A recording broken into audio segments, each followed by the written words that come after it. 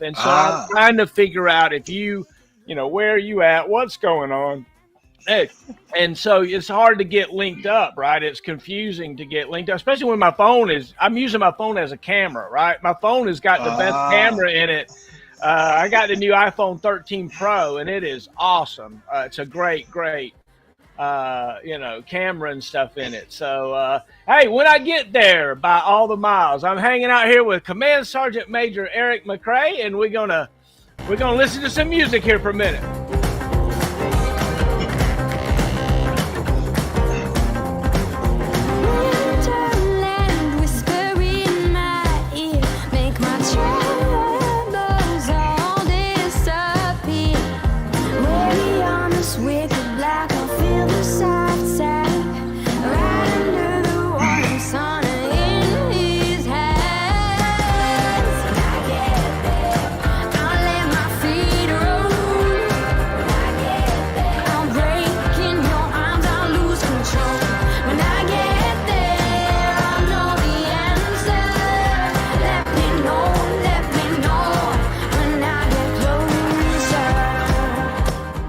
They're starting to pile in, Sergeant Major.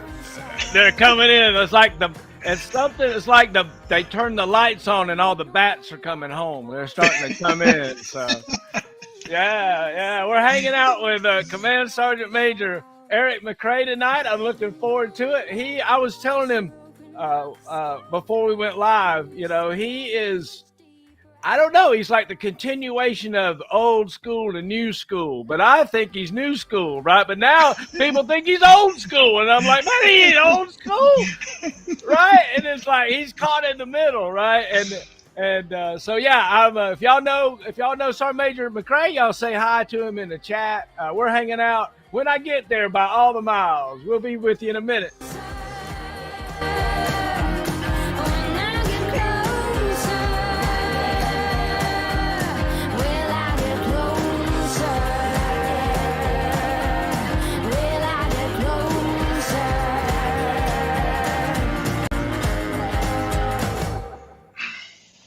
I want to take an opportunity to talk about, all of our donors. We really appreciate our donors. Thank you so much. Sergeant Major Ross, thank you. Sergeant Major Ross, a senior donor. Thank you. Kester, I love you, buddy. Thanks for your support. I appreciate it. Archer, our t-shirts coming. We're excited. We're going to have a Shopify part of our website real soon, and you'll be able to get t-shirts and mugs and different things, and we appreciate all of our donors that are helping us kind of get started. If you go buy our merchandise, you're helping us in the same way, and we really appreciate it. Our senior donors, Newton, Diaz, Shrum, Kirkendall, Allen, Ross, our master rated donors, Williams, Jackman, Calderon, Hackey, Fernandez, Evans, Cobos, Wino, Ridgeway, Barrow, thank you so much. We really appreciate it. We're here tonight with a true, wonderful hero of mine. Many say he's like, just like the perfect blend of like the old school Roland, right? The old school Roland, but like the kinder, gentler infused into you, right? You like on that same mold, but you don't like jack everybody up. You only like jack up half the people or something. You know what I mean? Where are you from? Where were you born? Well, I was born in I'm going to say the pretty word is Conway, Arkansas, but if you're a country boy, they call you Faulkner County. Oh, wow. Arkansas. Yes, sir. That's Arkansas. So, that's an interesting, place to be from. And a lot of people don't tend to move back to Arkansas once they've been out of it. Tell me about what it was like growing up in Arkansas, No, it was really, really good.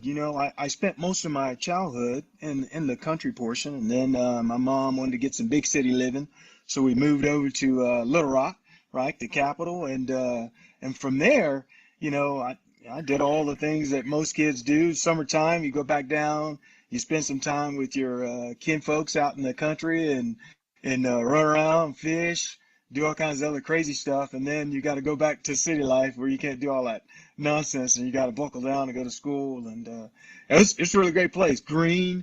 I miss the trees and everything. I'm getting some of that here in Colorado when it's not snowing. Right, It's pretty. right. Did you live in a neighborhood? Like what year were you born? I was born in 1968. I'm one of those guys who's got a young face. I can see right now. You're like, what? I'm like, yeah. I was born in '68, dude. I thought you were a young punk, man. Woo, yeah, dude. You make me look bad now. No, Damn. man. No, man. Born in '68, man. So I've been on this earth for a good long time. I'm blown away, dude. I thought you were in your early 40s, man. Woo, don't I Shoot. wish? Shoot. Wow, my gosh, dude. So, dude, you and your wife, y'all are like supermodels, man. Y'all, whole family's like freaking the most beautiful people in the world. Golly. Well, Oh, I'm gonna use that tonight when I tell her she's a supermodel. Get me some points. Maybe she'll give me a few more kisses on the cheek. listen, 'cause I'm gonna tell you a secret, okay? I can't tell you no secrets. You're my age. Here's what I tell you. I learned you can earn 1 point every day. One. That's it. You either get the point or you don't get the point. You can't stack them. You can't put them up in your pocket and hold them till tomorrow. You either get the point or you don't get the point. That's true. Oh wow! Oh wow! So, you know, what? Tell me like about the family, your family life growing up. What mom and dad there, or neighborhood bicycles, street lights, or was it cornrows and woods and cotton fields? What? Tell me.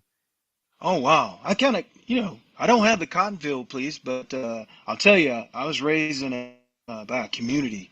My dad, that cat, I don't know what he was doing, but he wasn't doing the things that I needed him to do, which is why I try to work so hard to be the dad that I am today. But I was raised in a single parent home.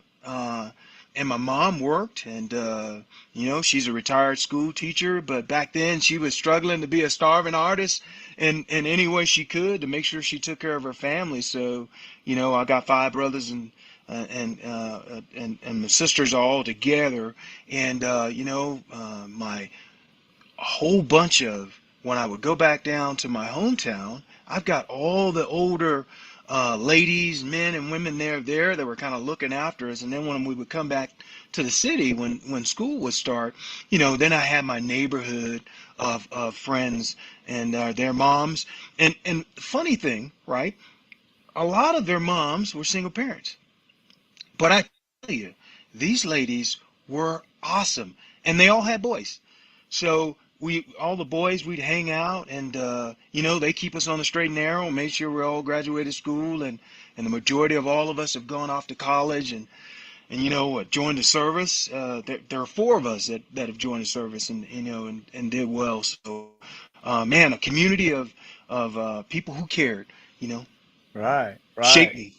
What were you shaped around like a church, a group, or a spiritual group, or were you far away from that?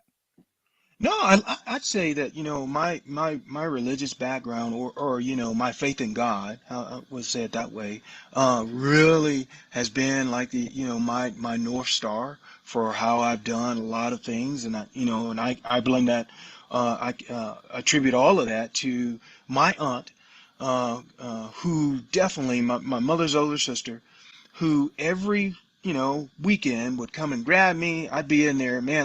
I didn't want to go. I'm gonna say that up front. I was like, heck no.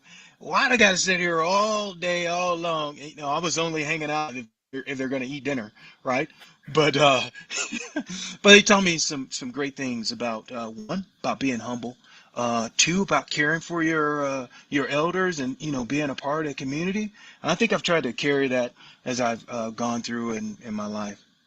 Yeah, yeah, yeah. So yeah, a community of people who cared. They rallied around you, and and took care of you growing up. Tell me more about your aunt. Did she live close to you? I mean, how did you end up having her as such a role model? Well, I just think, my mom's mother died early, right? So my grandfather, an exceptionally talented man, but he lost his hearing. And there were girls and the boys by the time when my grandmother passed away. The kids kind of went on their own, and she saw that she loved her baby sister, and she wanted to make sure we were doing well. And when we moved from her, which is about 30, maybe about an hour away, she made sure that she would come down there, or we call her Aunt Donnell, right? But everybody call her Miss D or Aunt Dorothy. But she would just make sure that, she would just pick me up. She would always tell me something good. Hey, she called me Bo, right? Bo, you can do this. Bo, you can do this. Now, I still, to this day, ain't figured out my first name is Eric. How you get Bo from that? I don't know. But, then people would call me that for a while, for a great deal of my childhood. Hey, where's Bo? Bo's Oh, out there playing. They took care of him. so that answers another question. So that was one of your nicknames growing up was Bo, huh? Yeah, Bo. I love it. I love it. Can you see the chat that's here on the screen? Can you see it? I've seen one pop up there so far. Okay. Can you hear me? I didn't know. Yeah. So I didn't know if you could see it like I could see it, but I'll pop it up there. Look, there's Parker. You know old Parker, right? I see old Curtis. Oh yeah. Oh yeah. So we've got a group of people that's watching. They can chime in and say hi. There is a link if you would like to support our cause. Let me see if I can find it. If you'd like to support our cause, right there, you go there, click on that. And it comes straight to our PayPal account, and it goes to Joe and I for what we're doing. We appreciate it very much. I'm here with Command Sergeant Major Eric McCray, everybody. It's an honor. He's like old school, new school, old school. It's really weird, right? And then to find out he's my age, I'm like, oh, my God. No, he is old school. Yeah. Oh, I love it. I love it. So, tell me about making a decision to join the Army. Was that like, did the recruiter come and get you early up and you know what you wanted to do? Or was it the judge pointing at you saying, boy, go to the Army? Well, I started like as soon as I graduated, that aunt of mine, I'm a basketball player. That's what I thought I'd do. Right. And then the scholarships didn't come exactly to the places that I wanted to go, but there were some in there, and I was slow in my decision-making process. So she was like, hey, I've enrolled you in school. She came and picked me up. I went down, and that was that part. And I played a couple years there in Arkansas. And then as I finished, I met my first wife, right, who we are great friends today, but and we raised two kids together. But she and I got married, and we started our life. And we're just doing everything. And one day she wasn't feeling well, and we're like, oh my gosh, hospital bill came, and we're like, hey, why don't you consider joining the Army Reserve, because you get some medical, and then you guys can continue to do whatever you want to do. One weekend out of the month, bam, okay, I'm sold. So I sign up, and next thing you know, I'm at basic training. I do the delayed entry, and that's kind of really what kind of got me in the military thing in that regard for just signing up then. What year was that? That was about 1990. I think I signed up in January, right after my birthday, and I did the delayed entry program. And that summer, then they sent me off to Fort Sill, Oklahoma. Desolate, right? Oh my gosh. It's hot in Arkansas, but man. Yeah. So, what was it like for you deciding to raise your hand for your country? Was it a big deal for you, or was it just like for me, I just really didn't think of it as a big deal. Looking back on it, I'm like, well, yeah, I'm like agreeing that I'll do all kinds of crazy stuff. Was it a big deal for you?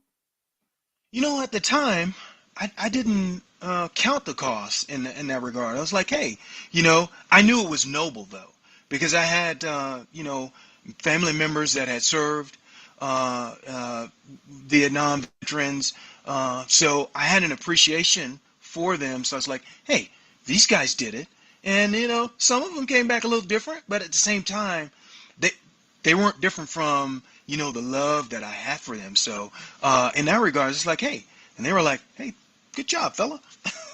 Yeah, right. Were you like good at being a soldier? I'd like to think. I like to think that I was, and I like to, say that was part of, I've been in athletics for quite a good while. I was a basketball player. I played point guard. So, part of being a point guard is to move your team around and put people in the right places and all that good stuff, right?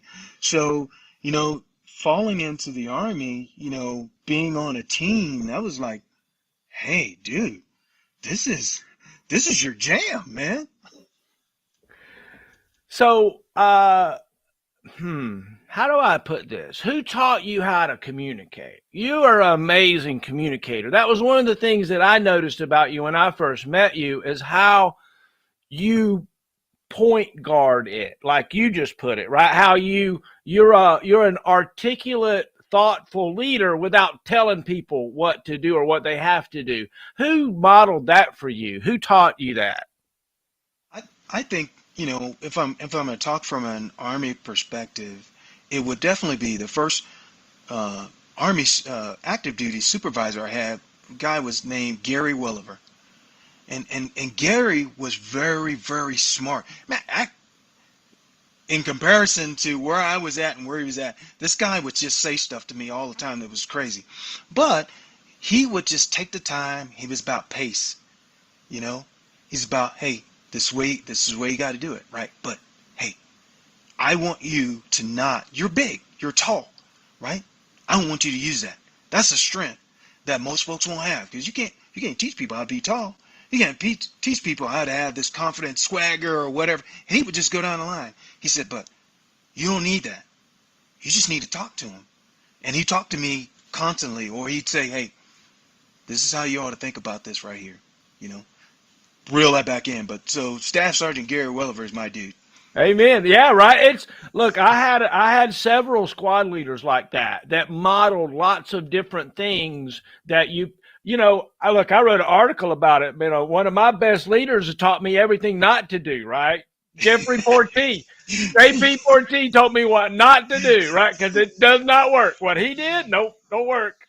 No. But you learn a lot from that, right? You learn so much from that, Well, where did you go? What was your MOS? What was your reservist job? How did that kind of work? So when I joined the reservists, they signed me up for a 76 Victor, which is Supply? a supply. I was under the quartermaster, under what is it? A material storage and handling specialist, right? What does that mean? Right? Put it on the shelf, take it off the shelf. Put it on the shelf, take it off the shelf. And it didn't matter what it was, whether it was food or, now today, in today's Army, it is a 92 Alpha, right? So it had a whole bunch of things. I just picked one. It's like, oh, I could do that. It says, hey, listen, you could drive a forklift. And they taught me how to drive like 5 different sizes. Yeah, that's cool. So did you spend a lot of time in the reserves? Did you, hey, thanks, Sergeant Major. Did you, did you stay a long time there? Tell me about that. So I spent about, in total, it's about 18 months. I think that's what I get credit for. But here's the interesting thing, right? We were getting ready to go into Desert Storm, right? I'd gone to basic training, and I went off to my MOS training at Fort Lee, Virginia. And while we're in there, like I got there about 3-4 days, and things were beginning to kind of shift. And it's like, hey, look, some of you guys are going to be here. You're going to leave early, and some of you are going to stay. Here's an interesting thing. upstairs on the third floor, I think I was on the second floor, there was a whole bunch of holdovers that were all airborne. And then these guys were cutting up all day long. They had finished their training. And we're going through, we realize we're going to get short. These guys ship out, and then I go. So I get back, I go home, and we get mobilized, but they don't mobilize my portion of the unit. And I am pissed, right? And there's nothing I could do to go. So what they do is they take and put me on like a transition team to prep and get everybody ready to go. And of course I go down, we go through inspections, we're inventorying all our stuff, and I meet a guy, and he says, hey, the only way you're going to be able to get in here and do this right now, because they have the number, everybody's matched up, you're going to have to wait, and maybe you can go active duty. And so I just waited and waited. And so you were upset that you didn't get deployed with your unit from your reserve unit, right? And they just made you sit there. Yeah, it made me sit there. I was part of the 489th Engineer Battalion, and it was some great group of guys assigned to that organization, and they were shipping out, and just the portion, I think it was about 70 of us that didn't get the call. Unfortunately, that wasn't what our country needed for us at the time. They needed us, as always, you got to do something. Everybody can play a part, right? Yeah. So, look, Ortiz says, nice interview, Top. Nice to see Sergeant Major again. Joe Benson says, hey, Sergeant Major. Sergeant Major Ross. And Craig Evans. What's up, Sergeant Major? First and Fire, right? Yeah. So, right, First and Fire. Craig was my first private. He was my first soldier. It was Craig Evans. Oh, he had to be bad, huh? Oh no, he was good. Oh no, dude, I was the one that was an idiot with Craig, right? He had it all planned out way better than me. I was the guy that taught him what not to do, Oh yeah. So tell me about what it was like, transitioning over to the regular Army. Wow, that's a good question. For me, I think it was pretty seamless. I always had a will and an ethic to do whatever needed to be done. Again, I'm a team player. So when I got there, I changed over, and we're doing air defense, and I finally get to my unit. But there was I met this awesome buddy of mine named Nate Williams, and Nate kind of gave me the state of play. He says, hey, we've had a whole bunch of reserve guys come through here, and I'm just telling you, they ain't cut the mustard. They have been horrible. He says, so they cast lots for you to see who's going to get you, right? Back then, you didn't get no photo that tells you who you were going to get. You got a little green card, right? You're 2-1. But anyway, I arrived, but Nate saw me in the hall, and he's like, oh no, that's a different dude. So he pulled me on his wing, and we become fast friends, and we're still friends to this day. But he helped me. Oh wow! So look! You're a beautiful man. The guys, they grab you up. They're like, he's talented, he's smart, he can run, do PT. That's a big deal, right? Hey, plus we need him on the basketball team. That's true. Right. You'd be surprised at who we recruited into our battery at one time. Because of who could play basketball and football and stuff. It was crazy. So Nate took you under his wing. We're talking about big guy, right? Big black guy, right, Nate? Yeah. Right, yeah. Oh, wow, that's great. So where was this? When was this happening, when he took you under his wing?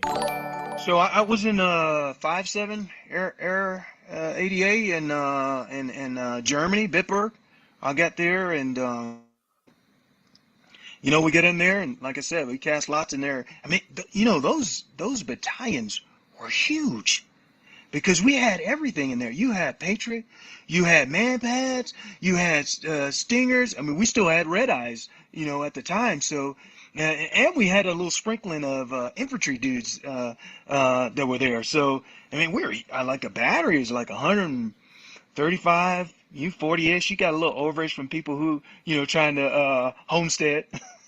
Yeah, it's wild to think about those times, right? It's like Cold War era before we drew back down or something. But it was, look, air defense is seeing prominence again now. But for a long time, the majority of my career, man, they're like air defense. We don't need no air defense. Oh, most certainly. And half the time, most of the people classified the Patriot as that's air defense, or that's the Air Force. That's not even Army. It was Army, obviously, and we were doing it, but we didn't get any credit for it. It was like, Lord have mercy. Great. Look at these people that are showing up and talking about it. Cook, right? Oh my God. Big Daddy. Look at Big Daddy. Oh, and look at there. Look at old Harris, man. Oh, great times, man. Oh, thanks for checking in. We appreciate it. It's really cool to sit here and talk to Sergeant Major Eric McCray. Where are you at now? Are you retired? Are you still in? You're the commandant of the Space Command or Space Force or hey, you know what? Kirk Kirkendall said I needed to get the little like Captain Kirk symbol and do a whole graphic and put you in a space suit and all that. He's like, we got to do it up, and I'm like, man, I don't have time. I don't got time. I don't got time to shave, man. Come on. So what do you do now? Tell me what your job is now. So right now, I'm the Commandant and the Senior Army Enlisted Leader for the United States Space Command. I'm partnered with a 2-star Major General Brooke Leonard, who's a phenomenal Air Force guy. But disclaimer for him: his father was Army, definitely knows the business. Enlisted too, right? So, but I just help him manage. New headquarters, man. The 11th Geographical Combatant Command. We're the newest, but boy, are we doing some serious heavy lifting for what we're doing for our nation. It's incredible. Did I spell that right? You did. Commandant of U.S. Space Command. Dude, I gotta salute with both hands or something, man. Like parade rest and salute at the same time, or I don't know, do a cartwheel, a backflip or something. I feel like I get goosebumps. I'm just talking to somebody with that that's like President of the United States, Commandant of the U.S. Space Command. I was like, man, and I even know this guy. I think we did Jumpmaster duties together one time. I think he's great. Yeah. Right. Yeah. So all right. So let's get on. I was telling you, I'm high. I'm like, woo, wow. So we're here on Heroes Live with the Commandant of the U.S. Army Space Command. And, I was talking to, I think it was Stout your CSM when you were a first sergeant? The Airborne Messiah. Right. Look at there. Evan says from mud to space, right? Oh, yes. Oh, yeah. Speed and velocity. Benson says he wants to be your door gunner. Yeah, like, could you imagine being the door gunner I want to do a remote assignment, right? They're going to put me on a little asteroid on the asteroid belt, floating around and be like, I'll be out there with my binos, right? Space Command. Golly. That's just weird that we're even talking about it, that we have these little badges that say space. And that just blows my mind, right? What about it? Oh, but I saw the Space Command doing a thing and they were trying to program a Singar's radio. And I was like, oh no, that's not Space Command. We were doing that in the 90s. Yes. Oh my gosh. So, I mean, you still got to get Freak Hop Master. You still got to do that. Was that the beginnings of Space Command when we did frequency hopping on the radio? No, All right. no. So tell me about Sergeant McCray. Tell me about becoming a sergeant. Was that, was that something that was easy for you? I wouldn't say that it was easy, um, because I had some leaders.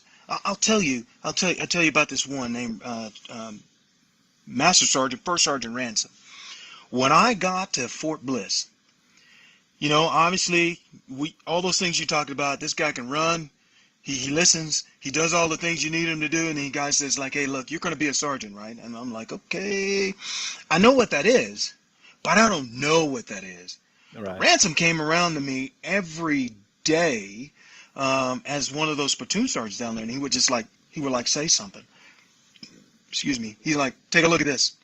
Take a look at that. Think about this. Do this." And so I was like, "Whoa." And then one day he comes and he gives me this packet. He said, "I think you need to start studying." And I'll tell you, if I'm honest, I was like overwhelmed. I was like, "Holy crap. I'm this big stack of stuff that I'm trying to kind of work through." And I'm thinking like, well, maybe not. But you know what happens? We say as leaders, if you're in good company, cream will continue to rise, or you'll keep whipping it, right, to get it to where you want to. And he kept doing that. And then I just noticed that there were other folks that were doing the same thing, and I just paid attention.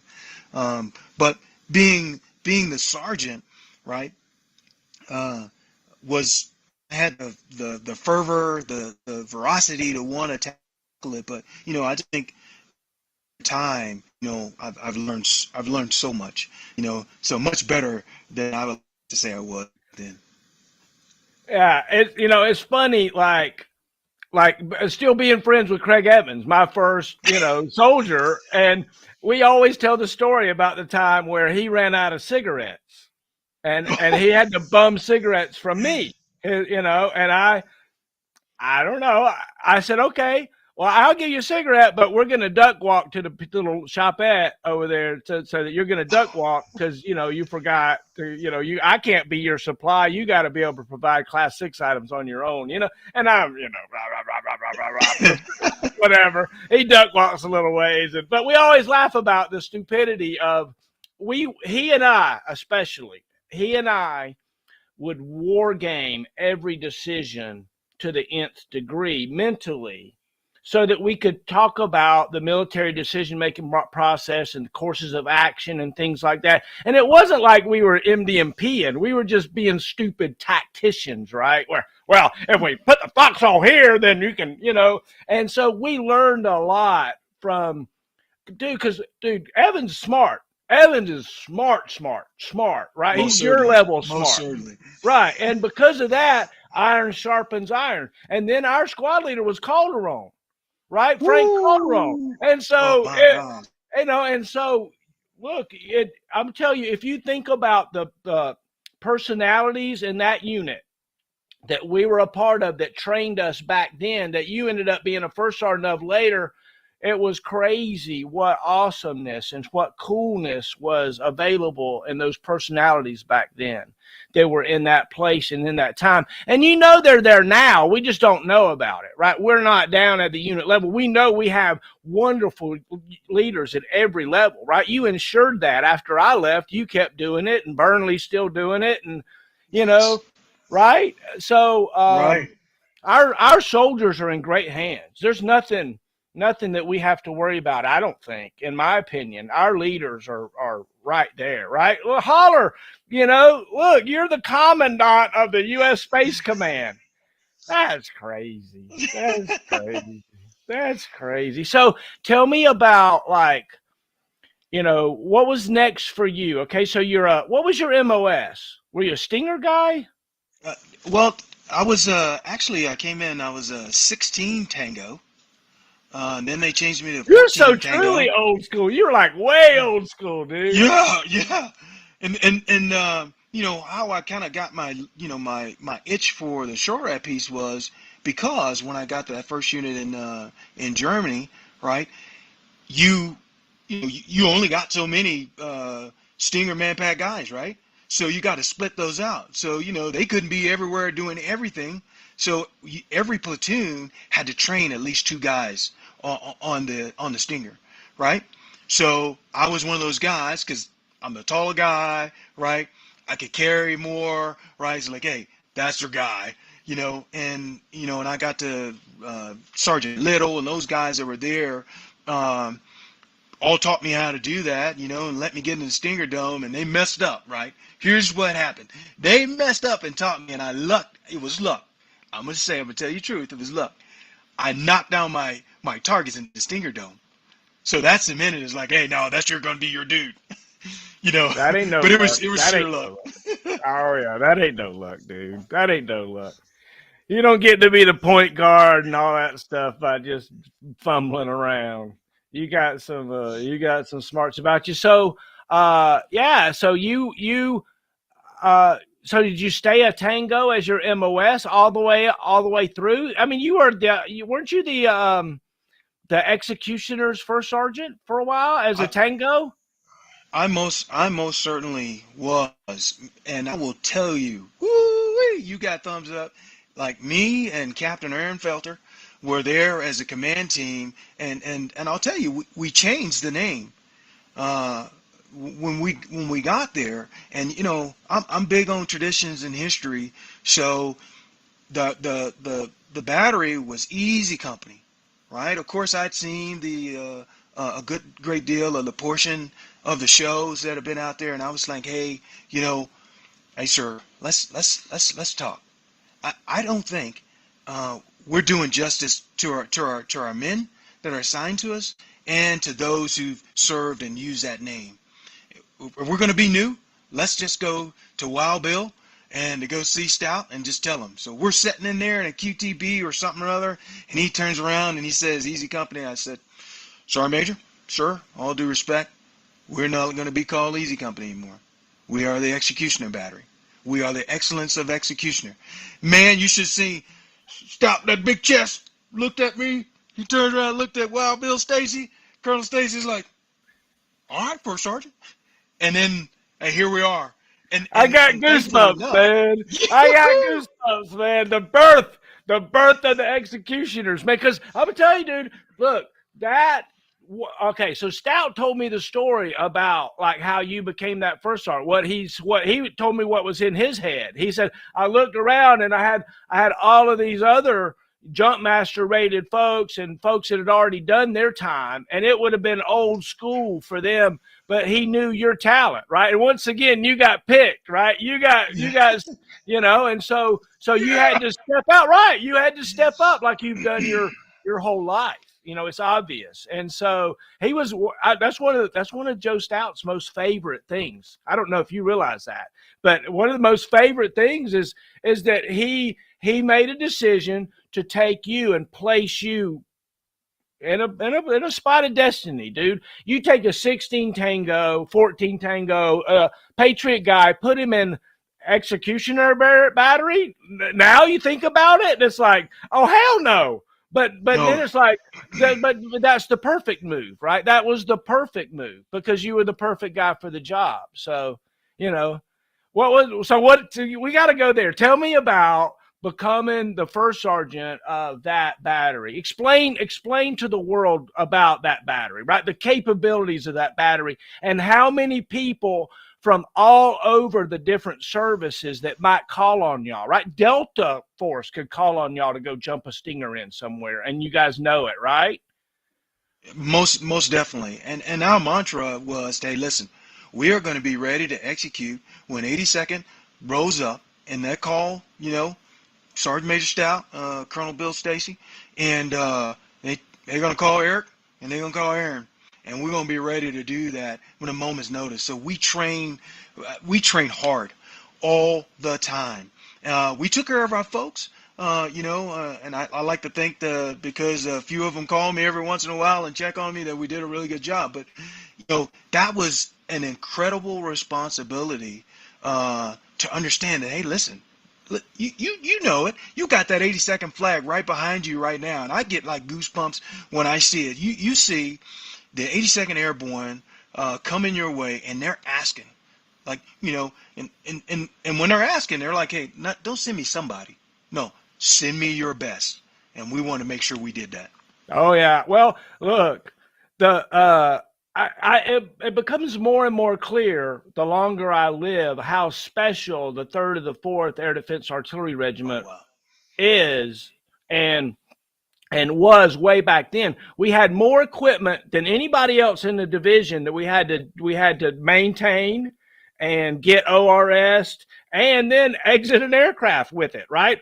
Zoom it out and then we follow it either in the same plane or another plane. But either way, you have to have stuff that you can throw out of an airplane, chase it, and then it'll operate on the ground.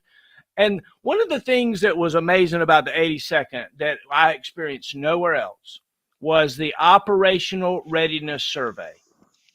Every time that you assumed mission cycle, every piece of equipment that was on that division ready force was looked at by somebody outside the unit. And if it didn't meet the standard, then you didn't meet the standard. And to not meet the standard as a platoon sergeant in the 82nd Airborne Division and 3rd of the 4th Air Defense Artillery Regiment was unheard of. It just didn't happen. It just didn't happen. It happened all up and down the street about all kinds of things. But in 3rd of the 4th, you didn't fail at ORS. It just didn't. It just didn't happen. Our crap was too tight. I said forever that we were fed the best officers, but we grew the best NCOs. We grew our own NCOs because those folks that couldn't cut the mustard, they went off to, Fort Campbell or Fort Bliss or wherever, Oh, no. Where did you do your squad leader and platoon sergeant time? Tell me about those years for you. Oh, wow. So, most of that, great deal was that in Germany as a young E5, E6, and then spent a lot of time in the Middle East, Saudi Arabia, going back and forth through there. And then as from a platoon sergeant perspective, I spent a lot of time. Somebody has an affinity, now I do, with Korea. I spent so much time over there doing so many things that gave me a different, it gave me a different perspective, I think it really prepared me for what the readiness aspect would be like when I got to 3rd or the 4th. Because, we fight tonight, Right. You got things to do, being in Germany. Hey, back then we were still going up to the Fulda Gap, right? And then air defense was going to provide maneuver capabilities for those forces, So again, that readiness mindset, it's just been a common theme and that I've kind of carried out, and was definitely developed and honed in a little more on those assignments for sure. What was it like if you had to think about those times? Was there somebody that you're particularly proud of when you were their platoon sergeant and you got to watch them do great and wonderful things, or a squad leader, or anybody that you're really proud of from that era of time? Oh, wow. There's so many guys. The command sergeant major out there at 69th Brigade, Seagrams Porter.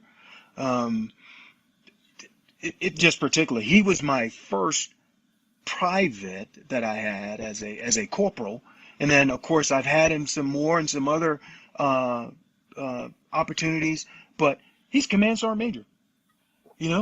Right. He's doing so many other, man, the list goes on of all of those great warfighters that I had at 3rd or the 4th that are CSMs right now, or they're retired at master sergeant rank, but have a history of stuff that I'm excited to have even just been able to share some of that rarefied air and space with those guys. But definitely there are a lot of great warfighters out there. Probably too many to name, but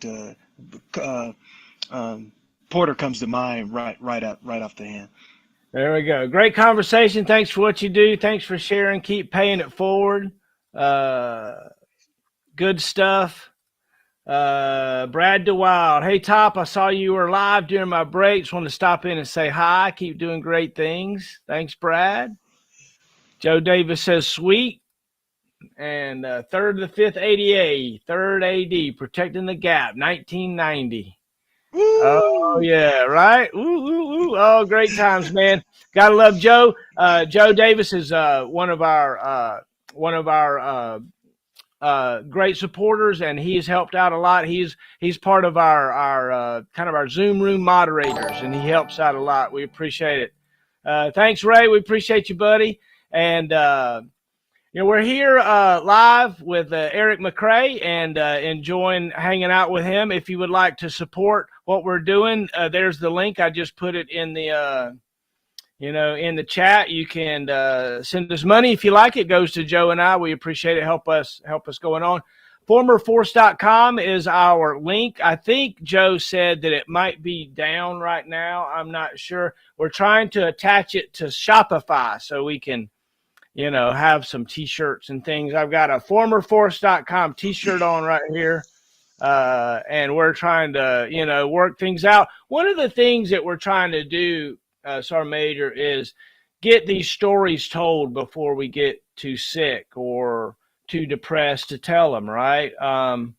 It all started from Sergeant Maggot got sick. And and when this happened in 2016, he couldn't remember. And I was like, man, he can't not remember. And so I called him and we got some stories recorded, right? Just try to get the memories recorded. And I called Sergeant Major Adams. I called Bishop Chris Parker. I called Craig Evans. I called lots of folks but after like 8 or 9, it just kind of fizzled off, right? I just kind of, things kind of got in the way. And then Sergeant Mason was one of my soldiers in Korea the last time, and he got throat cancer. And when I found out about it, he was already in hospice, and it was from the burn pits and stuff. And I was like, why didn't I have his story? Why didn't I get his story like I got so many others? And so that got Benson, my partner Benson, actually designed a coin, and we made a titanium thumb drive, and we're waiting on the boxes. These boxes are made in Ukraine for us. Oh, wow. I knew they were made in Ukraine when I got them off of Etsy, last year, but I didn't know we were going to have a war, they're supposedly I've got a buddy in Kyiv, by the way. He's watching us. Maybe if you're on here, Mikhail, say hi, buddy. But he's keeping me up to date about what's happening over there, and lots of things going on. So, sir, Sergeant Major, give us an update. Tell me a little bit about the resurgence of the Air Defense Branch. I mean, wow, we've got some new SHORAD battalions and things that are being stood up. We've got an M-SHORAD capability. We've got you standing in the mud but reaching all the way up to space. What? Tell me what's going on. Well, I'm on the fringes right now because of what we're doing within space. But I'll just tell you, I think we're in a beautiful place as air and missile defenders, right? From a fires community, all of the things that we're able to bring to bear, it's phenomenal. I've heard. I was deployed one time, and I'll say this name to protect the innocent. One of the commanders says, "Hey, listen, we want to work ourselves out a job." And I was sitting there and I was thinking, I was like, I get it. We want our partners to be able to do some things, but I think there's always going to be a need for a major power like the West to do the things that we need to do to protect our partners and allies, and to be an air defender, and to see all of these new capabilities coming that our soldiers have at their fingertips. You and I, we just had a few things. But right now, an air defense soldier who can think on so many different levels. I mean, man, listen, I had to think about polishing my boots, making sure my uniform is being in the right place, right time, with the right attitude. Now they got to do all of those things, and that's, well, they ain't even really thinking to do that. They're just getting up and doing that every time they wake up anyway. But they're thinking at such a level from that impacts not only from the tactical perspective, but all the way up to strategic operations on a um, day-to-day basis, right? That you could just bounce and move around like that. So new capabilities, the new commands that we're bringing on board. I see these young commanders, some that I've served with as majors who've made colonels, and now they're getting that time to serve as commanders and train and make sure that we have our warfighters ready to fight. I just tell you that the state of the air defense community could not have a better health and will continue to grow. I just did an interview not long ago with the current third of the fourth Air Defense Artillery commander, and he was a lieutenant of mine when I was a OBC. And he was a star, dude. The guy's a great guy, absolutely. And he was, we know, I mean, and I know I did another one with Colonel Susan Gannon. She's a full Oh yes. bird colonel, and Wow. in civil affairs. She's a brigade commander in the reserve brigade command. She's getting ready to go to jumpmaster school in a couple of months. Yeah. All So right. as All a full right. bird colonel, I'm so excited, right? So yeah, it's really neat. The leaders that are in positions of power and authority these days, and I'm gonna tell you, like the Army did with you, the Army continues to do good things and promote the right people and identify. You were identified. What would like Benson, like Joe Benson is my teammate, and we're working on this together. He was one of my first incoming privates when I was a first sergeant, and he was a guy I identified very early on as a star. If I wanted something done right, then he was the guy. Like he handled my comsec, right? He was the guy that. And so of course we're back here together. You were that guy for many people, right? Who is the one that challenged you? Who's the guy that grabbed you? You said your first squad leader, but somebody else grabbed you too along the way. Like, who was it? Oh wow. I think when it comes to, for example, I had a platoon. I was in a unit that had Command Sergeant Major, now retired, Wiggins, Command Sergeant Major Sullivan, uh, Command Sergeant Major Dotson. Um, you, you you just name it. But to be around those guys and that degree of talent, and they weren't going to let you cut any shortcuts. They no shortcuts here. Those guys would just grab me and ruffle me up and make sure I was ready to go. I even had teammates like Command Sergeant Major, now retired, Paul Albright, right? Even as first sergeants, right? Paul Kogut, uh, Han Wolf, Randy Gray, command sergeant majors. A few have retired and doing some great things in their civilian sector. I mean, the competition. For me, I'm a competitor at heart, and those I would see what they were doing. They were doing very, very well, and I would try to mimic that. I think one of my strengths for me is that I watch and I pay attention to almost everything. Where some people may be doing something totally else, like, I want to see what this detail does right here. Because I think if you tweak that, almost like a chemist, if you tweak this right here, oh man, we're really going to be doing some incredible things. Ben Williams, I know you had Ben Williams on your show. Ben Williams is a phenomenal guy, a great fierce competitor, a super smart tactically and technically sound non-commissioned officer who I think the world of, and all the great things he's doing out there with Exit Realty. Shout out to Ben. Right, dude. He's gonna own all of El Paso before it's over, and he and his team, Bell and all of them, Oh are just man. sharp, right? Just Oh, sharp. sharp, sharp. So, do me a favor and take a moment and brag on your family for a minute.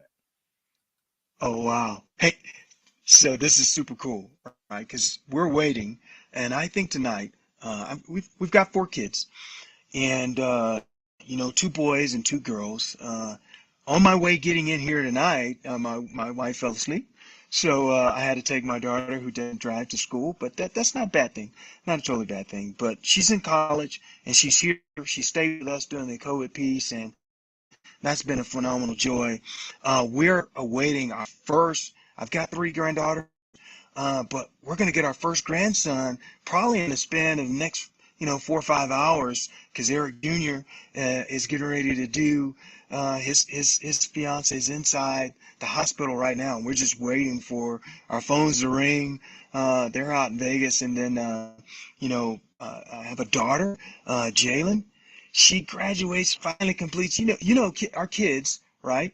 Mean well, but they got to live their lives too. But she's finishing school this year, Yay. a master's degree, and she's out in the banking industry doing very well, but um, doing well. And then our oldest son, Mark Anthony, he's a free spirit, but a highly intelligent young man that he's contributing to the world. And I think as people, we we're here to be more than just takers.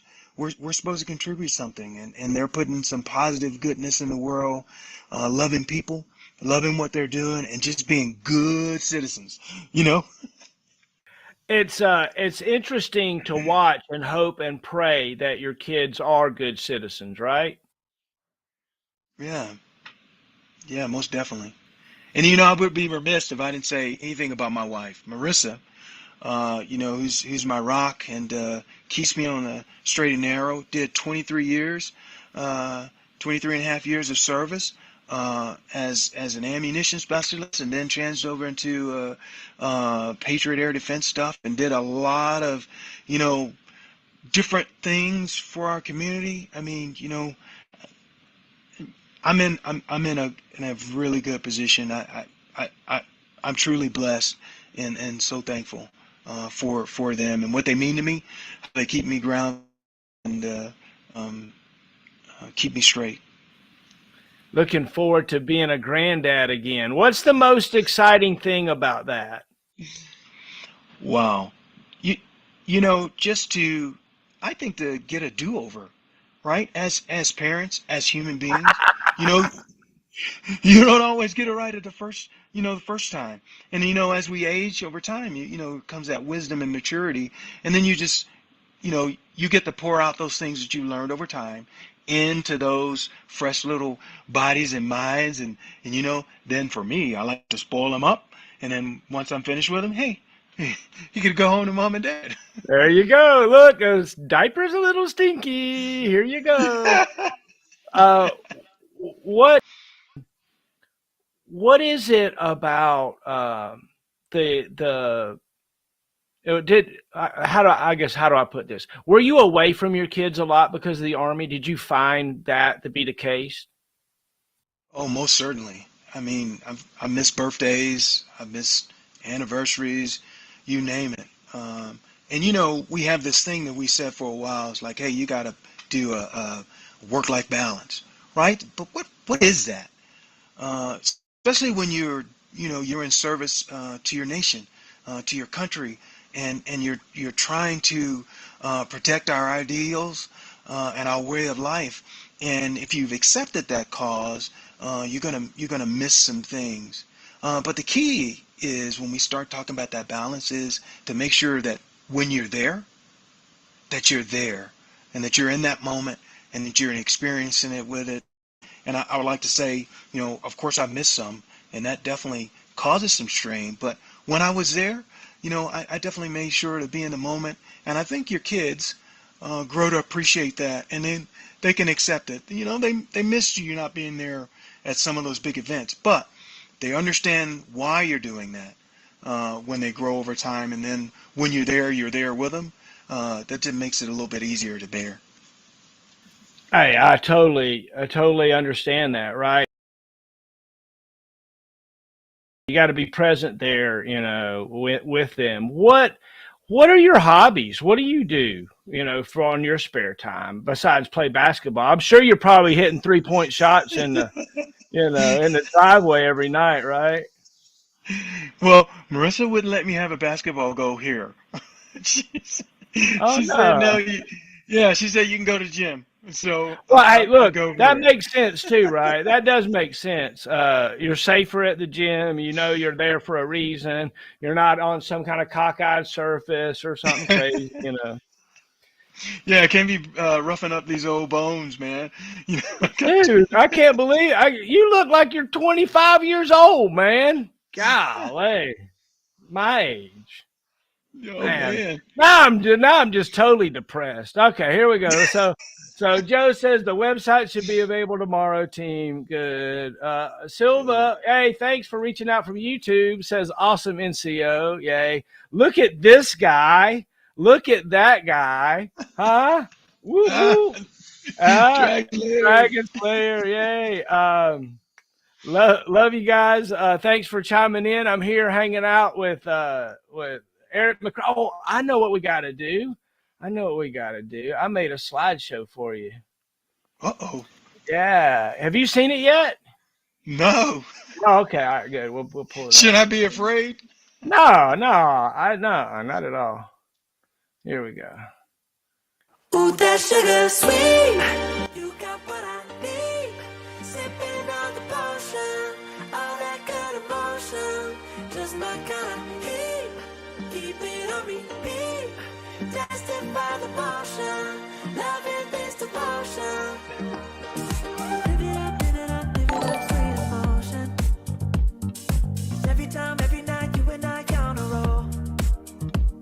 Switch it up, switch it up, switch it up where I'm going.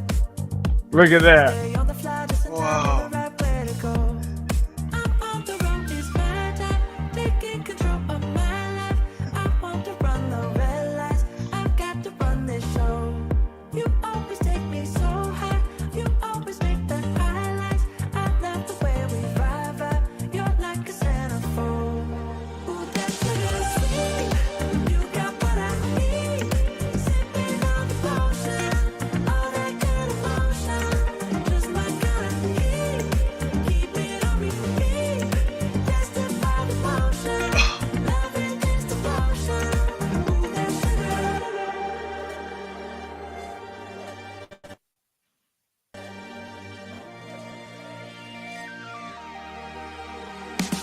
All I want is satisfaction. Make a move, baby, you got nothing to lose. Oh wow. Give me that good reaction. Gonna make it right, little like an offer I can't refuse. I'm on the road, it's my time, taking control of my life. I want to run the red lights, I've got to run this show. You always take me so high, you always make the highlights. I love the way we vibe, you're like a centerfold. Ooh, that sugar sweet, you got what I need. Sipping on the potion, all that good emotion. Just my kind of heat, keep it on repeat. Tested by the motion, loving this devotion. Command Sergeant Major Eric McCray. I mean, look at that, dude. You are the man. You are the man. Yeah, we're hanging out. I hope you guys are having a good time hanging out with us. We got shows that we've got 16 people on all the different platforms currently watching right now. I appreciate everybody for hanging out. Say hi to everybody, Sergeant Major. Hey, what's going on, Yeah, team? right. It's wild, right? And so it's really cool. That's a slideshow that I did for you there. It's really cool. I saw a couple pictures of you in the Dragon Hill Lodge with your wife. Oh, Different teammates and different people that you were with over the years. Is there any memories or anything that causes you to want to talk about? oh wow. It's oh man. Just going through there. Just so many warfighters that that are in those pictures that have taught me so much from a friendship perspective to a just mentorship and guidance. You got Rick Merritt in there, who's retired. I mean, Ranger Rick is the dude. I humped up and he had me doing some crazy stuff up and down those hills in Korea, but good life lessons and leadership lessons that I could take back to to my brigade, my battalions, those leaders when I had some individual mentee time to share with them, wow. So tell me about Jumpmaster School. Oh, wow. Here it is. So you know the deal. If you're gonna be a first sergeant down there, on the 82nd Airborne, you know the deal. You must be a jump master. So me and me and Stout would go up. At the time, the division command sergeant major was Sergeant Major Capel. We go up, we do our interview, and Capel tells me a whole bunch of stuff, and me and Stout's in there, and I was like, hey, you're talking the right stuff. This is what I want to do. But here was the problem, because I went to jump master school later in my career. I didn't have enough jumps. So my commander was sent, Aaron went first. So Aaron went first. He was successful. I went out and did some gunneries, but I was keeping my eye on the ball. Look, I'm getting closer to my jumps. So I hit 12, right? And the moment I hit 12, I think Stout knew it, but he didn't say anything. He just waited, and I came to see him. Sergeant Major, I want to go to jump master school. Now, I'd already been in there to see Cowan, because Cowan was the sergeant major at the time, and I told him, hey, this is what I want to do, but I don't know if Stout's going to let me go. The rules are you got to have over 12, and I had just hit 12. So I go up and I see him, and he says to me, all right, talk to me when you got a white slip. Pow! I'm 100 miles an hour. I'm down there the first thing the next morning. And I've got Thorstad as a platoon sergeant. I got Cameron Copeland, Ortiz. I got all kinds of heavy hitters as platoon sergeant. And these guys they're going to make sure I don't fail, right? I am all trained up, rough and ready to go.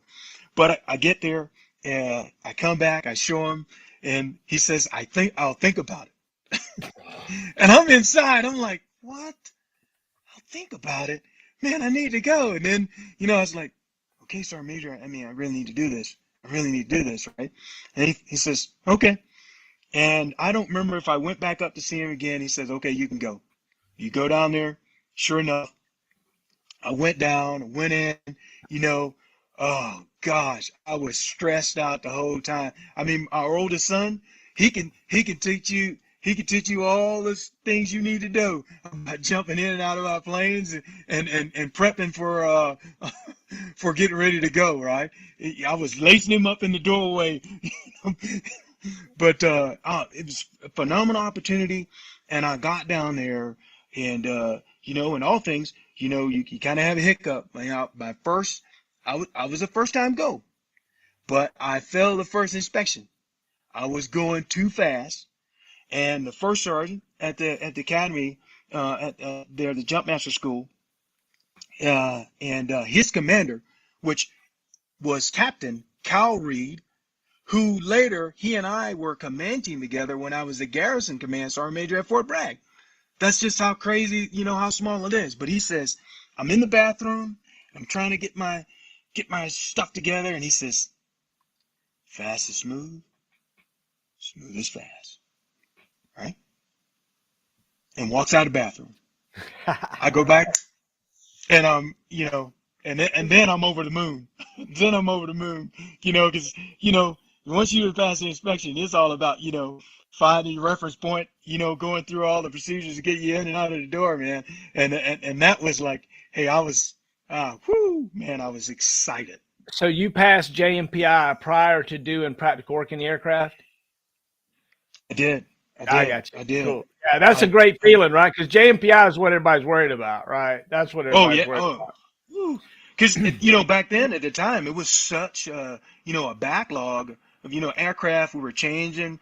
Our Army was kind of wrestling. What are we doing with force engagement right here? So they're slowing it down. At that time, 3rd or 4th was going through a transition then, because we were. Echo battery was the only battery that was doing force entry, and then we were incorporating and integrating the air and missile defense from the Patriot perspective, and trying to bridge that gap to meet what the nation has asked us to do. So it was something, but man, definitely a highlight of my career for sure. So, hey, Joe Davis has asked, drill sergeant duty. You were a drill sergeant. One former drill to another. Sound off with a module? He's always challenging you to sound off with a module? Man, I don't the next know. position you would conduct practical work on is a position of attention. A position of attention. Woo! I better stop right there before I screw it up. Yeah, right. Isn't that great? Yeah. It kind of is like doing pre-jump, right? The first thing I cover is Yeah. 5-point performance. First point performance is Exactly. take 5 position and count. Jumpers hit it. 1,000, 2,000, 3,000, 4,000. Yeah. There you go, Joe. I got it. Yay. Thanks, Joe, man. We love you, buddy. Oh, yeah. Oh, yeah. Oh, my gosh. I'm here with Sergeant Major McCray, man. We're having a good time talking. Look, okay, do me a favor. Go to the active duty units you've been. Just like snippet. One, I was here, I was here, I was here, I was here.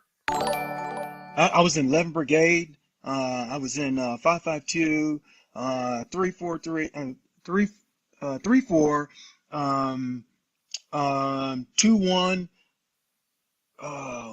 57, 17, 108th Brigade. Of course, I've been to Garrison. Been 35th Brigade, 94th AAMDC. Spent the 32nd AAMDC as their G3 Sergeant Major. I spent a year, believe it or not, as a NATO evaluator in Europe, doing all things air and missile defense as a Sergeant E5. Just tons of units. Let's see. If you came in 1990 and you're still in now, doesn't that mean you've been in like 72 years?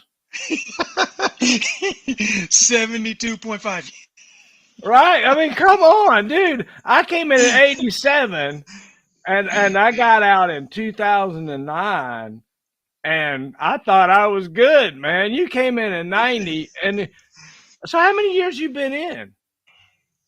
So I got a total 32 years of service, counting my reserve time, 30 years in about 45 days of active duty time, but 32 years total service. Dude, thank you for your service, man. Yeah, hold on. I got something. I can. Hold on. Wait. Hold on.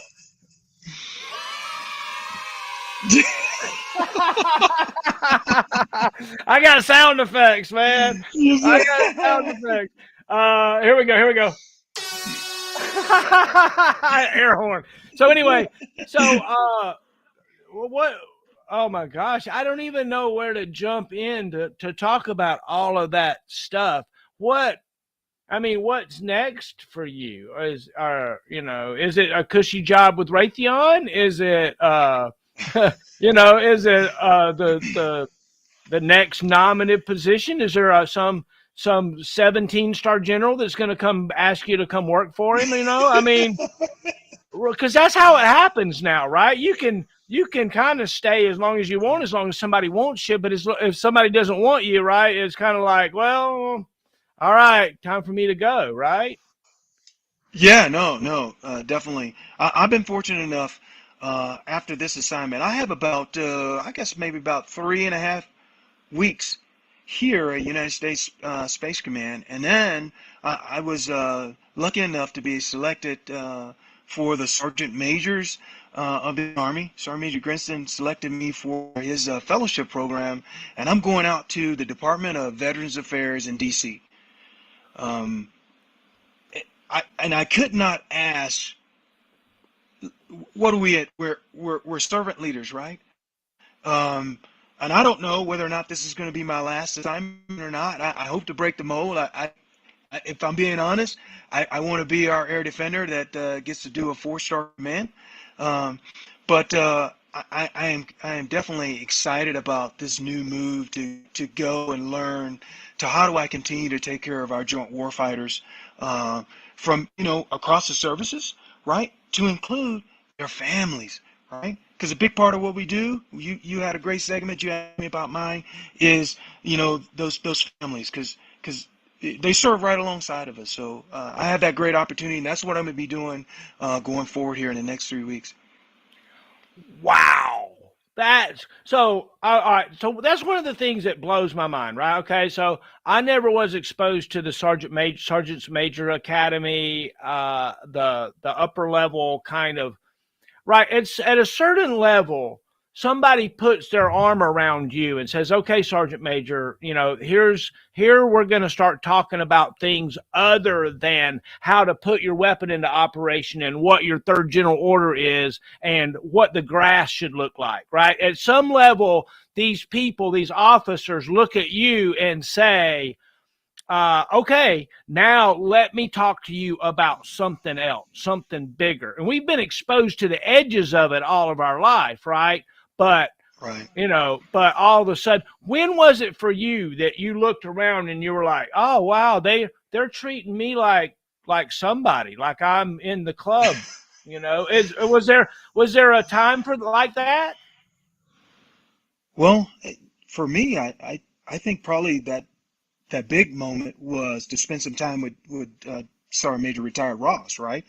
I had an assignment. I was supposed to go to 343 when I came out of after my first assignment at the academy. They sent me to Korea. I wound up going to 2-1. So I was supposed to come to 343, but Richard Clem was the command sergeant major of 32nd Double MDC. So he brought me up there, and then the things that he had shared with me years before when I replaced Sergeant Major Thagger, good old airborne jump master, right, as the 108 Brigade Operations Sergeant Major. So then that was my first glimpse.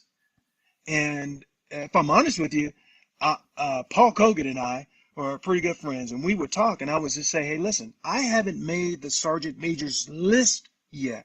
And Kogan had, Cowan had, and all these guys were preparing to go to school, but they asked me to go up there.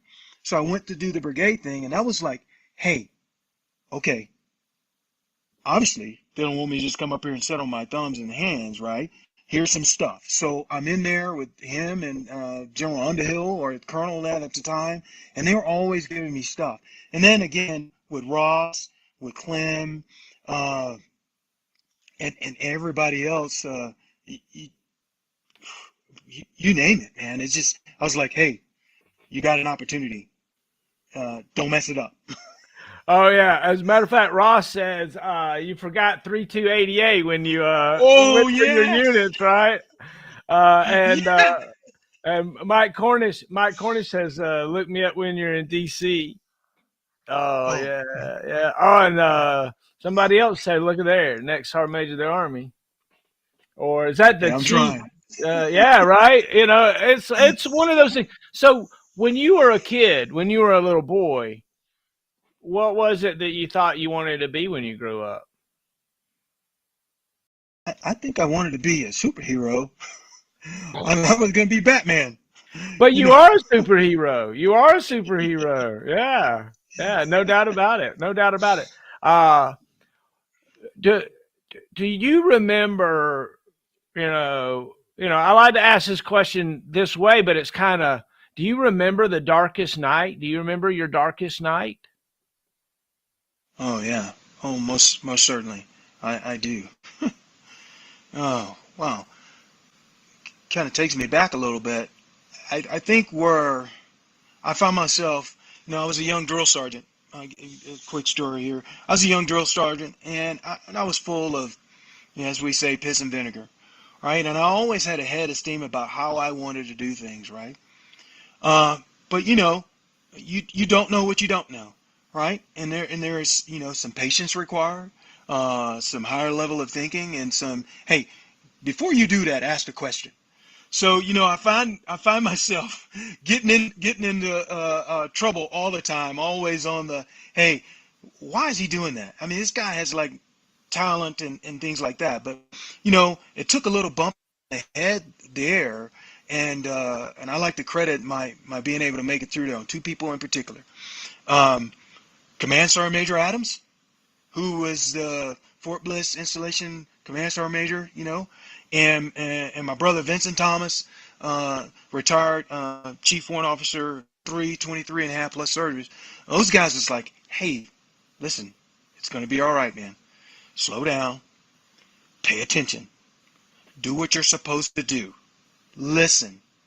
Rome wasn't built overnight, right? You mean well, but there's a way to go about doing those things. And I'll just tell you, I struggle because I was like, hey, I don't know if I'm going to get to stay in the Army or not, because I really enjoy what I'm doing. I really love the people. All the nuances that were there. And fortunate for me, some other officers as well, like, hey, this kid, I mean, he's a little crazy right now, but if we can just slow him down, show him the right way to do stuff with the other things that he has in his aviator kit bag, he's going to do something good for us. Amen. Amen.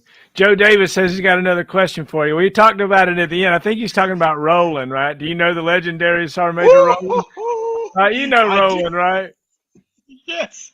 I'm going to try to get Roland on. I would love to get Roland. Roland, I'll never forget. Roland would shake your hand, and I swear he would try to squeeze it off, right? It was crazy. Oh, my gosh. It was like, listen, I got a Roland story for you. Go ahead. When Sergeant Major Roland was in the Sergeant Major's Academy, I was a sergeant first class, and I had been sent to, I just come off drill duty, and I was in the first sergeant's course. I found a way to wiggle my way in there, and I got in that first sergeant course. Roland's in the gym. Now, I don't know him, but I've seen him in uniform, but he wasn't in uniform. So he's working, and he's got pythons, man. These things is huge, right? No, he's a tiny little man. He's a tiny little man. Yes. So I'm in the gym, I'm working out, and I want to use the machine, and I think he's finished. And he goes and turns his back, and he goes and does something else. So I zip over there, and there is this cobra, python arm that comes over, and he says, hey, what are you doing? I was like, I'm working out right here. You want to work in? you had occupied by force. He turns around, he looks at me, right? And you know him, and I just say it, and I'm like, because I'm about to finish it off, right? But at the same time, I'm bending over, to be honest. And I hadn't really looked at, I just saw the arm. Then when I looked at, he is twice my size in height, muscles, and everything else, right? And he says, okay, good job. And then he shakes me down. What are you doing out here? I'm in the sergeant course. Good job. What rank is you? I'm sergeant first class. Good job. And, wow. That guy was one of a kind, man. He there was a pressure wave that moved around him. I don't know if you ever felt it, right? Especially when he was the commandant of the NCO Academy, you could just feel him coming down the hallway, right? You just knew it was like coming. It was, I don't know. There was just something about it. There was just something about him. It was just amazing, right? Parker says Q Dog. I'm not sure who he's talking about. Yeah, he's talking about Roland. Oh, is that what he's talking about? Oh, I love it. I love it. Oh, wow. Oh, yeah. Let me tell you, that's just an interesting personality, and we had a branch full of. I always thought I was never a great leader because I didn't have a crazy quirk that people could pick on. I at one point I was like, I need to come up with a quirk so I can get promoted. That'll get me promoted. Because everybody had a crazy quirk or a cartoonish kind of, the bear, the airborne messiah, right? Everybody had some kind of persona about them. Is there a cartoon character kind of thing that you think you play to? I've already said you're Roland Jr. I always thought you were Roland Jr. Yeah.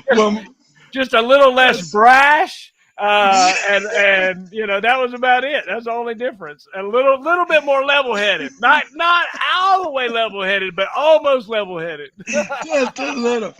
No, CSM Foley, John Wayne, he teases me all the time. They call me because I run. I keep my arms in a little bit, right? Because I get excited anyway. But my brother calls me Dragon Slayer, and then they just like, hey man, that dude is like T-Rex, man. I mean, he will lull you in so you get close to him because he don't want to grab you with those little hands and he just eat you, right? But I'm a dragon kind of guy, so any of those kinds of that's my thing. Fire breathing, man. Dragon. I got it. I love it. That is so interesting. So what are your hobbies? What do you do when you have free time? Right. When I was a reservist, I met this kid named Klein. And Klein was, back in, they used to have, the sergeants weren't always sergeants. They were action jacks. Klein was an action jack. He was a reader, believe it or not. And he kind of got me started, like reading little Clint Wild books and things like that. So now I spend my time either I get up. I'm still old school. I could do PT anytime, but it just feels better for me in the mornings. And then, when I'm not doing anything else, I try to read. I try to be as well-rounded because I think that's expected of us as leaders right now serving. And then just to make me to have better and more perspective on the world around me, because I won't always be serving. I'll be in my community. And I think that we have an inherent responsibility as soldiers, as leaders, is to, hey, once we get through doing the nation's business, we got to do the world business. And that's to kind of, be good people, So that's what I do. I read a lot. Amen. So, like, if are you gonna scuba dive or are you gonna spacewalk? I guess that question's already answered. You're the freaking commandant of the Space Command. When are you gonna go up in space? Well, they just launched some tourists up there, right? I'm gonna have to make a little bit more money. 25 million is a bit steep for me. I'm gonna have to go on the service dime. But if they're asking, they're volunteers. I'm gonna be the first sergeant major. I think if I was the commandant of the Space Command, I'd be the first son of a brick in the space. I'd be like, I'm the commandant. I got to go first. It just makes sense. It just makes sense, So I expect you to see you and Captain Kirk up there freaking figuring out the Klingons and stuff. So I gotta ask you. I gotta ask you. Okay, where are the aliens at? It's secrets. Oh man! Now you're part of the group. Now you're part of the group. I thought you were cool. Not anymore. You've been taken to the dark side, man. Did they make you sign some kind of waiver or something? Did they make a lot of non-disclosures? A special portal or something? Oh man, they sucked your brain out. That's what they did. You probably got a chip like my dog behind your neck.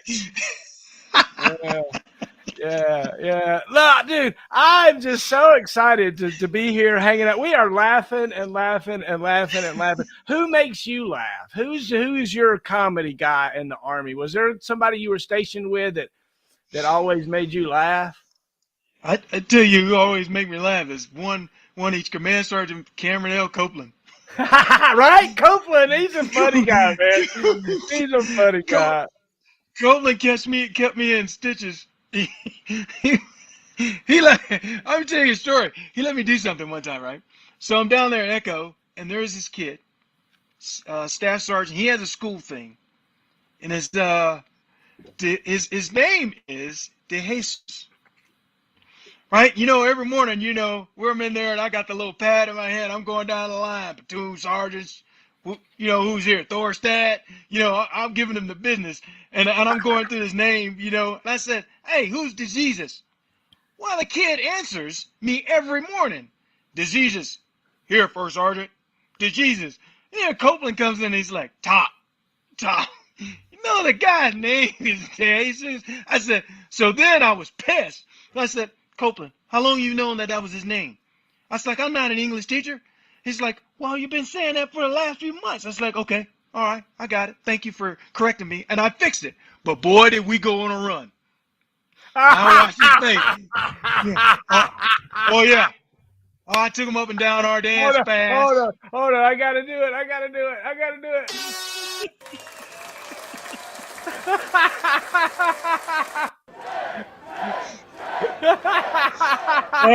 So, man.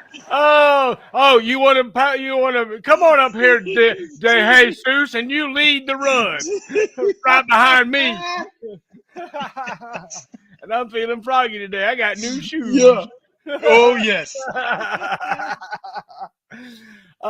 Do you remember a time where you looked around and you're like, I think I just messed up?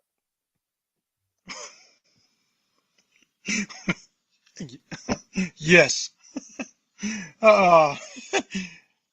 So there we were. I'm in Saudi Arabia, right? And we hadn't removed Saddam Hussein from power. And of course, we're just figuring it out. And I don't know enough. I know enough to be dangerous, but bin Laden is his company is doing our water. So we got security checks out there, right? And I'm in my my Humvee, me and my driver, but I'm driving this time. And we're out there in some soft sand, and we're moving around, and they call and says, hey, a vehicle just went down and we need a double escort, So I was like, okay, let's go. Hey, no, I'm gonna drive. I get in that thing, we go over there, and we hit that that soft dirt, man. Brr. Don't have my seatbelt on. All 6'2" is going out the no-door Humvee, right? And I remember flying through the air like, yep, there's a reason why you put your seatbelt on.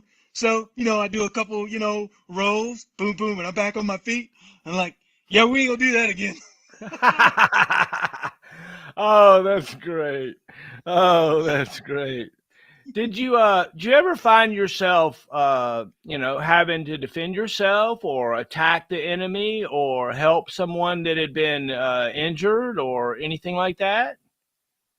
Well, I'm fortunate, and thankful for our brothers who've paid the ultimate sacrifice, right, to never have been in harm's way in that capacity throughout my service career. But I've definitely found myself where I've been able to offer and render assistance. I'll just give you an example, just because I woke up on Saturday and I had to do some just pick up a few things, and my wife couldn't go with me, so I went to the store. And on my way coming back through the Dillards, I hear this beeping sound. This is recent, this past weekend. And so I see, looks like a worker that's looking over there, and I think maybe they think somebody's maybe stealing or taking something and gone out that door. But it's still going on and on and on and on. So I kind of walk around this corner, and I see these 4 kids standing there, teenagers, right? And they're not doing anything wrong, but the look on their face says something is not right. And they're looking down. Sure enough, I walk over there to see what is going on, and there it is, about a 14-year-old kid who's having a seizure, right? And so, I'm not a doctor, but I stayed in Holiday Inn, a few times. But we go over there, and I assist him. I get him to come back. We make sure he don't, swallow his tongue and all those good things. Get him back in there, get him set up, where he's functional, to his parents can get there and get him. So I like to say that I've not been in a lot of places military-wise, but I have been in the right places to be able to render aid and use my military training and those things that I learned in the civilian sector as well to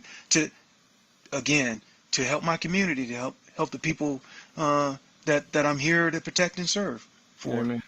Amen. All right, so you got to go back and you got to go to one unit again or live 1 year again or one deployment again. because you want to, which one is it going to be? Hey, I'm going to third or fourth. I'm going to execution of battery because I could shoot as much as I want. I could jump from planes. I could throw things out. I could break stuff, right? And that was okay. Yeah. You know, and I had great war fighters with me, my teammates. I know you didn't ask me this question, but let me go down just to see if these names resonate with you. CSM retired Ronald Cowan, Timothy Command Sergeant Major Hockenberg, right? Han Wolf, Paul Albright, Paul Kogut, Randy Gray. There are so many. These guys are in there, and these guys have been instrumental part of our air defense community.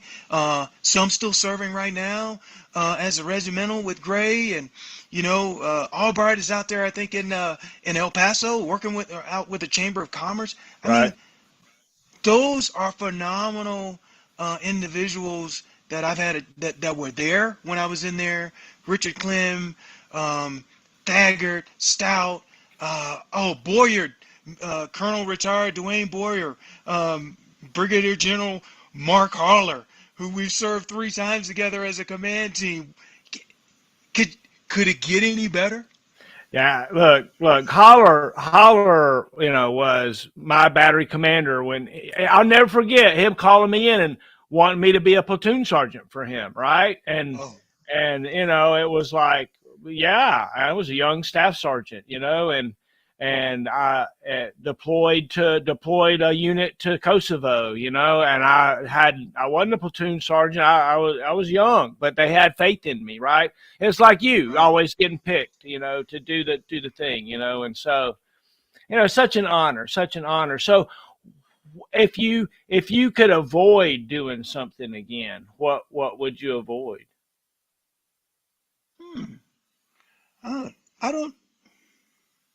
I don't really think that I've had an assignment that didn't produce something in me on a good in a good positive way. So I wouldn't. I think every assignment that I went to and I had the fortunate and privilege organization serve in was the right one for me. Amen. Was the right one for me. Yeah. I was listening to Mike Tyson and talked to Joe Rogan yesterday or the other day, right? It was a great conversation, right? And Mike Tyson's a lot smarter than people give him credit for. I mean, big time, most way definitely. smarter. And it was weird. They were talking about, like, do you believe that, like, all of this was written ahead of time? Or do you think it's just a random collection of craziness, right? And both Rogan and Mike Tyson said, no, this is definitely written ahead of time. Somehow, I feel the same way. I feel like we're somehow playing out a script that if we will be more centered in ourselves and our own spirituality and not get upset over everything, that we'll realize more of our joy that we're supposed to have in us. Is there a mantra or a spiritual theme that keeps you going, that makes you think, Yeah, I think, wow. Will, that's phenomenal thought, right? So, I live by, chance favors the prepared mind, and the more prepared you are, it ain't about luck, right? So with that in mind, if you're good to people, the atmosphere. Hey, listen, you could be an aggressive, you could be a driven, any amount of names that you can ask for, but what you put in the world definitely comes back to you. So just be a good dude, be a good dudette, be a good person, and I think you're gonna get more things in the goodness realm because I think spaces and time open up for you, right? And that's created by people. Amen. All right. So this thumb drive right here that you're going to get in your box with your coin, okay, it's going to go in there, right? And then one of these days somebody can pull it out and they'll be like, look, here's old granddad. Let's see what granddad has to say, right? And so 20 years from now, 20 years from now, somebody's going to look at this and look at our interview, and I want you to give yourself some advice. When you look at this 20 years from now, what advice would you give yourself? Wow. I don't know. Self, continue to care. Continue to care. Because it matters. Yeah, amen. It matters. Amen. Amen. Thanks for sharing, right? Right, that's cool, right? That helps me. That gives me those same goosebumps, you know, when we start talking about executioner and talking about our memories of jumping out of airplanes together and the bonds that brings. Dude, there's something about the bond of being a paratrooper that's hard to explain. There's something about the credibility of being a to explain, right? They just don't let anybody be a jump master. They just don't hand out the badge. Well, here, you jump master? Yeah, jump master. Oh no, right? Oh no. Right? No. And so that that level of aptitude comes with a great level of responsibility, which then comes with a great level of respect, right? So our bonds go strong, you know. Thanks for hanging out with me. I really appreciate it. It has been wonderful. I'm going to give you the final word, and then, you know, we'll, I want to play your slideshow one more time on the way out, you know. So go ahead, you know, give us some words of wisdom or advice or a joke or I don't know, and then we'll close it out. Thanks so much for hanging out with me. And if you want to, I'd love for you to call your, you know, pretend unit to attention just to hear that command voice, right? Your soldiers would love to hear it, right? Oh, most definitely. Well, first and foremost, well, thank you for having me, and my apologies for taking so long to get on here. You've definitely made my heart feel it's full. It's overjoyed. To my teammates, my friends, my partners that we've built bonds, units that we served in. Hey, listen, I love you guys. I know we don't always communicate, but I just want you to know that I think about you all. I see your timelines. I watch all your things, and I couldn't be more prouder than to have had the opportunity to share some space with you. And I'll leave it with this. My theme, my mantra is like, hey, be good people, be good humans, care enough. Because if you care enough, it will make the difference at the end of the day. And you never know when or where your impact, your seed, your conversation is going to lead you or lead somebody else too. Because somebody's always watching. They're always watching. So we need to be the best that we can be every day. And even when you can't be at your best, give it all you got at the time. And with that, I'm gonna do it right here so I don't go out of the camera. But if I was standing down in my brigade or my battalion, I would say, battalion, attention! Sergeant Major McCray, signing out. Oh, yay! That's the best ever. That was awesome. Thank you, Sergeant Major. Thanks, Will. Woo! Woo woo! Look at that, man. The most beautiful couple in the Army right there. Look at that. I love that lady. 20 years. I bet, yeah.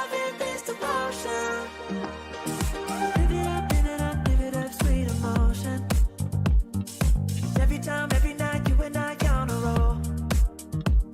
Switch it up where I'm going. Stay on the fly, just in time, know the right way to go. I'm on the road, it's my time, taking control of my life. I want to run the red lights, I've got to run this show. You always take me so high.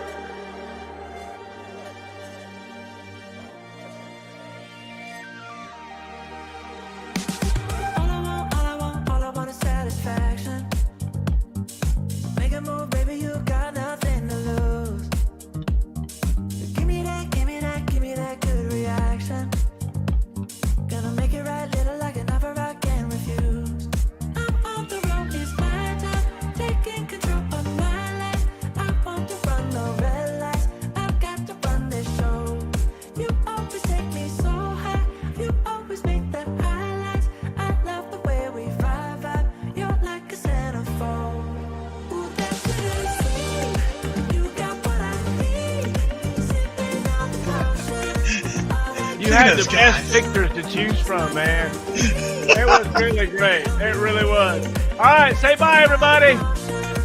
Bye, everybody.